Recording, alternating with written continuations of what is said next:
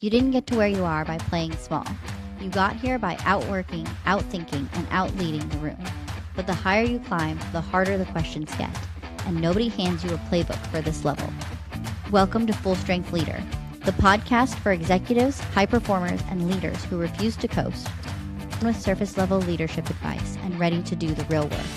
Hi, I'm Kabrina Ashley, applied neuroscience practitioner and leadership consultant, and this is where I bring you the intersection of science and strategy and where real leadership gets built. Every episode, I bring you the research, the real talk, and the frameworks you need to lead at your absolute best, even when things feel upside down and on fire. Because half-strength leadership isn't an option. This is Full Strength Leader. The moments that change everything in a relationship almost always happen in the margin, in the in-between. When a leader is too busy to notice the margin, they lose the moments that matter most.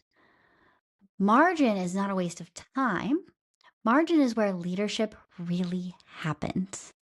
Welcome back to Full Strength Leader. I'm Kabrina Ashley, and today we are talking about the time in between, the margin that so many high performers and leaders try to fill because it feels like wasted space. So I want to tell you a story about one of my very good friends who has been in between a couple of different projects with his job and feeling very unseen by his people, and what some of the in-between here can look like. Because of the fact that this particular person has been going through a lot of different things with his position looks very different than other people's position within his company. That being said, a lot of times reporting for the things that he does is very different than the people that are on different kinds of projects. They report everything as a project. Everyone except for him in his organization has projects that last weeks to months. His projects can be a couple hours to a couple of days. So there's not a whole lot of easy ways to see the kinds of things that he's doing versus the kinds of things that other employees are doing. And this is where things of noticing the in-between is going to be very, very important. Because a lot of times within our corporations and within our leadership, we're trying to measure everything the same across the board. And no organization has a good, this is the stereotype of the exact kind of person, the exact kind of project, the exact kind of thing that this person's going to be doing. A project manager at one company can be very different than a project manager at another company. And if you've ever been in a situation where you've been one title and then changed to another job completely, this is very true for those kinds of people, and you can understand why this is not something that we can really account for. And so how does the in-between help us with that? There's a couple of different things. The in-between moments help us to understand that specific job better. What is the reason that this person is done with a project earlier or is producing more projects than other people? Is that something that we need to measure against the other people doing longer term projects? Or is this something that we measure specifically for this kind of position? The in-between can also be things like, what is this person interested in that outside of work that can help us understand how they do things inside of work? What are structures that they're used to, things that they do, strategies that they use outside of work for things like even crazy off the wall things like gameplay, for example, can create a very strategic mindset about how things are accomplished and can help us within our specific job. And the more we understand our people, really that's what this is about. The more we understand our people at the end of the day, the easier it is for us to lead them, because now we can understand what jazzes them up so that we can find the buy-in from them for all the things that are the really difficult tasks to get through because they're no fun, they're monotonous, and unfortunately they just have to be done. And not all of those can be done by technology at this time, as well as the exciting things that move them forward in their career.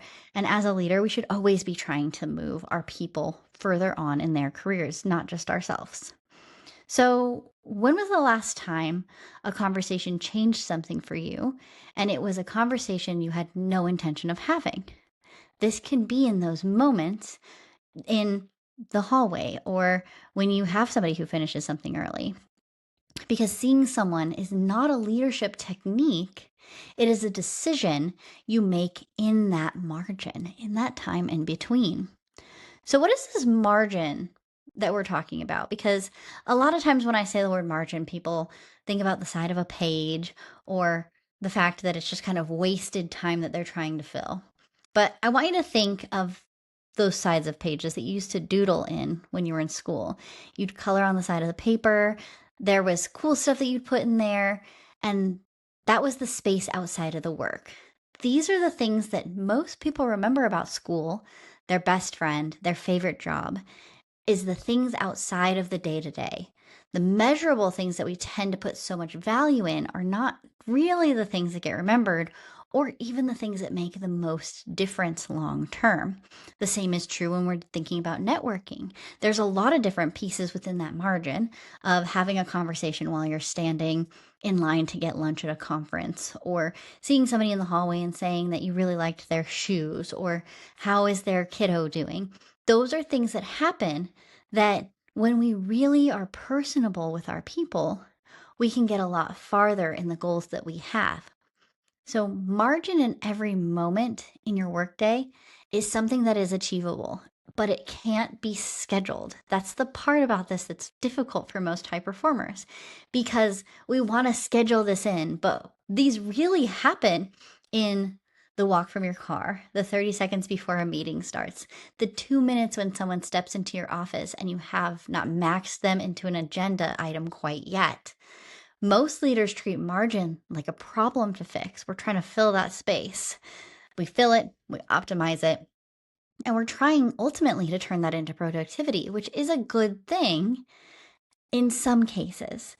But we lose the intentionality of connecting with our people when we focus so much on making everything productive. And when we make things, there is a thing as making things too productive, because there is that diminishing returns aspect that we have to consider here. Is making things more productive doesn't actually mean that more things are getting done. It can mean a lot of times that a lot of busy work is getting done that doesn't really account for the goals and the KPIs and things that we're trying to get to within our company, within our division, within our team, because we're trying to be productive. And a lot of times being productive to a lot of people is looking busy versus actual productivity, which is another topic that we will handle on the podcast. But the research on relationship quality and trust at work is very clear. Matthew Lieberman's work in social neuroscience at UCLA shows that the brain is wired for social connection at a fundamental level. The default mode network, which activates when we are not focused on a task, is largely devoted to thinking about other people. Our brains literally use downtime to process relationships. When you fill every second of margin, you cut off the very moments your brain was designed to use for connection. Because, like we were talking about, busyness is not a virtue, it's actually a hiding place. So, especially if your job is around leading others, being involved with leadership, with people within the business that are working for you, and especially clients, this is where we have to have that little bit of downtime for letting our brains categorize these things. This is when that boredom, there's lots of studies on boredom that we won't talk about today, but a great thing for you to look up, of that's when we start to make those creative connections of maybe the thing that you just talked to with a client, maybe that's not the right offer for them, but then you have some time to think about it and let it percolate. And you think, oh, well, we have something that's really similar to what they're asking for, but it's not exactly that. But if we just tweaked this here and there, we'd be able to have the perfect offer for them.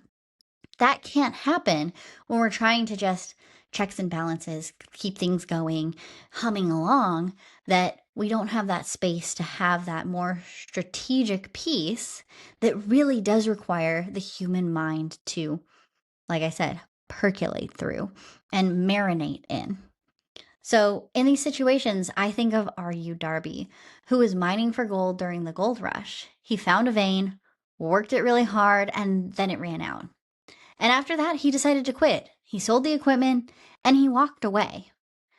The man who bought his equipment, however, hired an engineer who analyzed the geology. Because when we're not sure how to make things work, like margin, for example, hiring somebody in who's an expert within those kinds of things is great to see what we're missing. Because a lot of times it's that I can't see the forest through the trees. I'm too close to the problem. This is one of the reasons that I have the Aligned Leadership Lab, as well as one-on-one coaching for my leaders, because of the fact that we get so close to the things that we're doing, to the people that we're trying to serve, and we're trying to do the best that we can, but we have blind spots. And so having somebody who's helping you train your team or helping train you on how to train your team is the best way to get past those blind spots, because we're all going to have different moments when we need somebody to have that momentum with us and to believe in us and in our team in a different way than what we can at that given moment.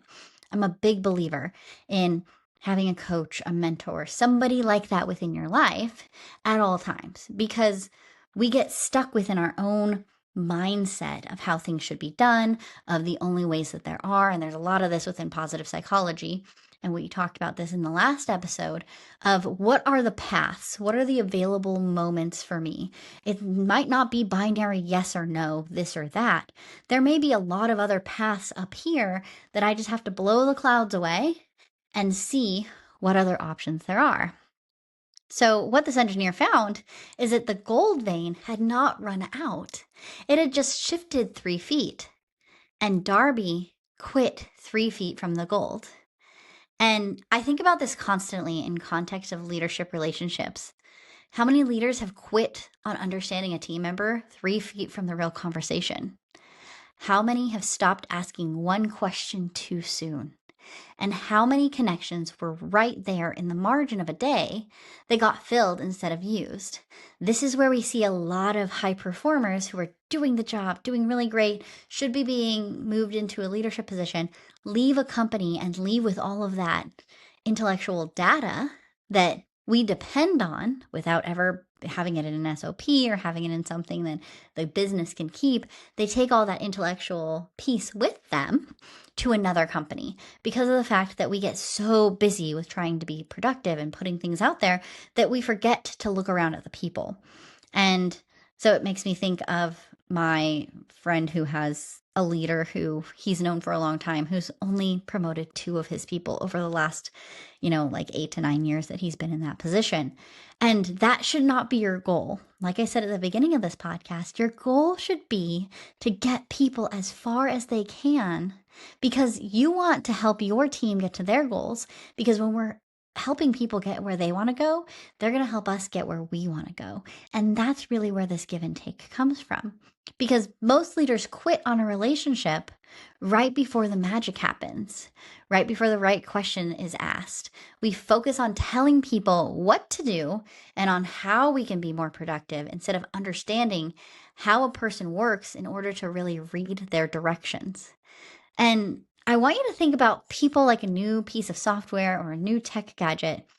If I don't read the directions, I don't know how to use all the features. And if I don't know how to use all the features, then if you've ever built anything, especially with all the vibe coding that we're doing nowadays, I might buy this software and then buy this software and then buy this software. And now I'm not using any of them to their fullest potential. What are the things that are here? And Adam Grant has a phenomenal book on this that is a great read for anybody who is a high performer in leadership or in charge of people in general, and that is hidden potential. What is the hidden potential that you have that's being missed by people and by yourself? As well as what hidden potential are we missing in the people around us that we could be using in order to get everybody where they want to go?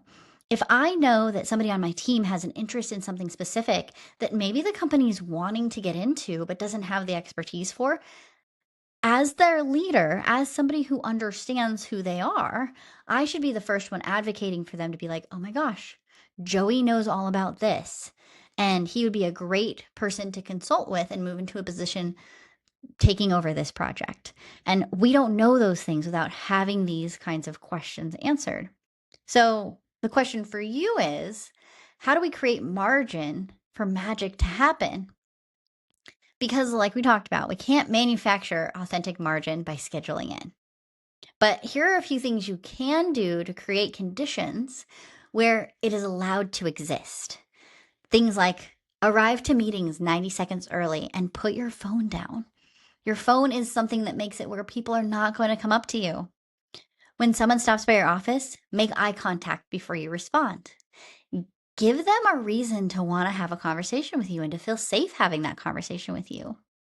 Build 5 minutes of buffer after your longest calls. Not for emails, but for reflection, for yourself.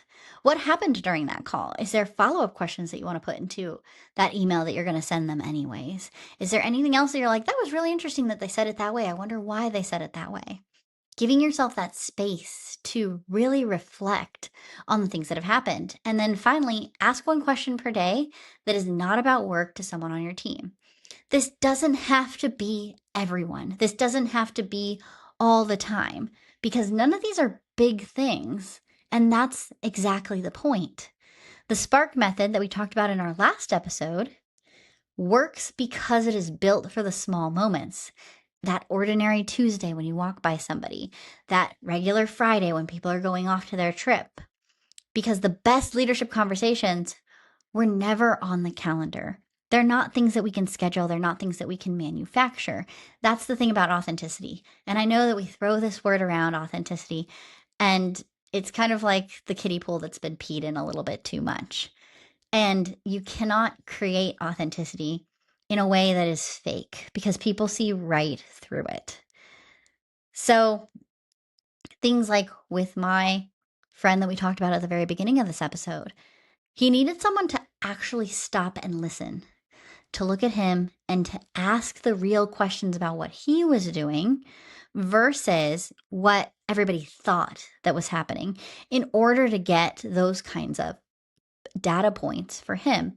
And now that his team is starting to do that, we're starting to see a little bit more of those things happen where we're understanding that his projects are shorter and he has expertise outside of the company because his role has snowballed into something that he didn't originally apply for. And that makes a huge difference because now we understand background and more than just the page or two that comes on somebody's resume. And so many times we try and fit people into these categories because it's easy to be like, this is the box that they fit in. So I'm going to continuously just fit them into this box because that makes sense. But we have to say, okay, people change in our dynamic. So they could be reading a book, they could be taking a class, they could be doing something else that has nothing to do with work, nothing to do with a side project that gives them expertise on something else. A great example of this is there's two things that I love very much. It's dancing and trains. Both of those things I use very heavily in my coaching and training because of the fact that I have a deep understanding of those things. Because I have a deep understanding of those things, some of the things that I create, like processes and frameworks, are based on how those things work. Your people can do the same exact thing. What is analogies that they're referring to all the time? What are things that they're putting into conversation that you haven't really thought of or didn't think to consider as a valuable asset to you? So that's the whole thing here. That is what changes everything in a team, in a career, and in a relationship is really stopping to look and see people. Not just glance through a room and know that your people are there, make sure that they're at their desk, doing the things that we've done for a really long time, but really knowing your people well. And I will belabor this probably forever because I see so many good people get passed over because they just never get truly seen. They just get more work and not any of the benefits of having the more work. Because this leadership doesn't happen in the big moments. It happens in the margins you choose not to fill. So I intentionally made this episode really short because I want you to take some time to do this homework. And it's one intentional, unplanned conversation. That's all you have to do this whole week. It's just one. Ask one question. Walk to a team member's desk or into a common area. Put your phone away before you get there. Ask one question that has nothing to do with the project, nothing to do with work, and listen to the whole answer. And that's it. That is the practice. And the more you do this, the easier it's going to be. You're going to find yourself doing it more often. And remember, you do not need more time. You need to stop filling the time you have with busy work. And so if you go through your day and realize that there's a lot of busy work happening, this is where I would love for you to pop into the comments or send me a personal DM and be like, here's the things that I found that were busy work. Here's the things that I was doing that we're nice to haves, but we're not have to haves. And those are the first things that we need to get rid of. That's the fat that we need to cut off of our projects, off of our SOPs, off of our timelines, because then we have more resources to focus on the things that are really important, like leading well, which is not just I can stand in front of people and tell them what to do, which is what a lot of people, when they put it on LinkedIn and on their resume, that's what they equate leadership to. And really looking deep into how do I learn more about sociology, psychology, how people think, how people function in order to lead myself, my team, and the people around me better. So if this episode landed, share it with one leader you know who is doing the work. And subscribe wherever you listen. And come find me at KabrinaAshley.com. And I will see you next week. That's a wrap on today's episode of Full Strength Leader. Take the lesson from today into your leadership this week and see what magic happens. If this episode hit home, I want to hear from you. Drop your questions, your reaction, or your biggest takeaway on Spotify in the comments under this episode. I read every single one, and your questions shape what we talk about next. And if you thought of someone during the show, do me a favor and share this episode with them. And don't forget to follow along so you never miss an episode. You can find me to connect and work with me directly at KabrinaAshley.com. Full Strength Leader starts here. We'll see you next week.